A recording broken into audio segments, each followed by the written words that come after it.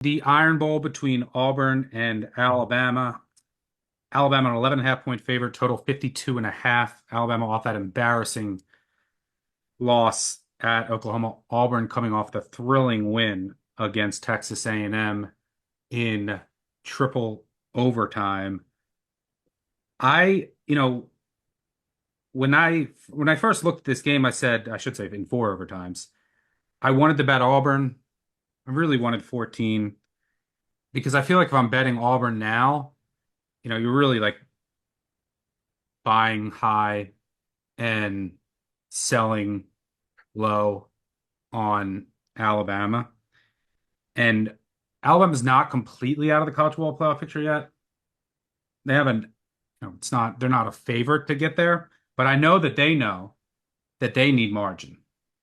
So that's going to be important in like a lot of these games this weekend and in more games because there's an expanded college football playoff field. So Alabama is not going to take the foot off the gas if they have an opportunity to do so. So that's the question. Are they going to be able to build a big lead here? Some things worth noting because I think this is ultimately a pass for me. I mean, Auburn's defense is really good, but they were on the field for like 90 plus plays last week. Is there some fatigue there?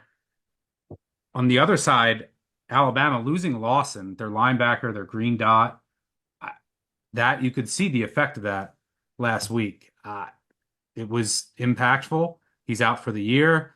I think that changes how they use Jihad Campbell. You get more Jefferson in there, who's now going to probably be the green dot. And I think the entire defense suffers in the pass rush in particular.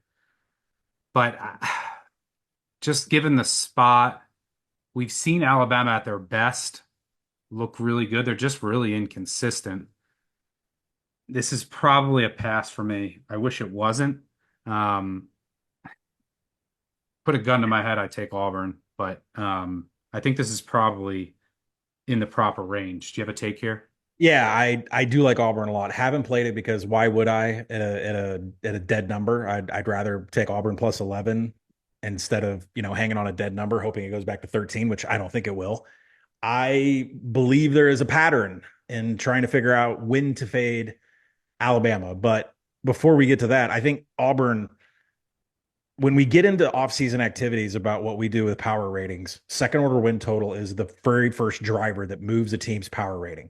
Auburn has 5 wins on the season. From a second order win total perspective, they should be 7.7. They are much better than their record. So the question is can Bama's defense stop Jarquez Hunter? The ground attack that's eighth in success rate and 15th in stuff.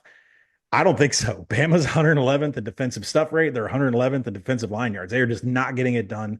And if you look at what Bama does, just a middling success rate against all the run concepts. Auburn's going to attack with inside zone and have a lot of success. Look at the emergence of freshman wideout Cam Coleman. I mean, he's busted out in the last two games. I know it's been ULM and Texas A&M. Nearly 40% of his targets have come in the last two games, and he's averaging more than 3 yards per route run. So there is some trending stuff for Auburn that says they're becoming multidimensional on offense, which is something we haven't seen. But the trend that I talked about, when do you fade Alabama? Did you know Jalen Milroe has tallied a grand total less than 30 rushing yards in their three losses? In their three losses, less than 30 rushing yards. So the whole thing is if you can contain him and you can keep him from running, now, whether it was injury before or whether it was really good defenses, it seems to be the formula. Well, look what Auburn's done against these quarterbacks. Marcel Reed had 9 scrambles for 47 yards. Diego Pavia, 15 attempts for 21 yards. And if you look at Michael Hawkins Jr. way back in week 5 with OU, if you take out a 48-yard busted play that he had for a scramble, if you take that out, he had 5 scrambles for 13 yards. Auburn has been fantastic at locking up mobile quarterbacks. Where do you stop playing it? I make the number 10. So I think it's really important when we podcast on Tuesday that we set a boundary on some of these numbers. So I would play 11 and a half. I'd play 11. I'd play 10 and a half. I would stop at 10 with Auburn. Yeah, no, I agree with you. That's the handicap. That's why I'm so regretful I didn't play Alabama team total under in Oklahoma last week because Oklahoma all year has done a great job containing mobile quarterbacks, and they Yep. did so again last week.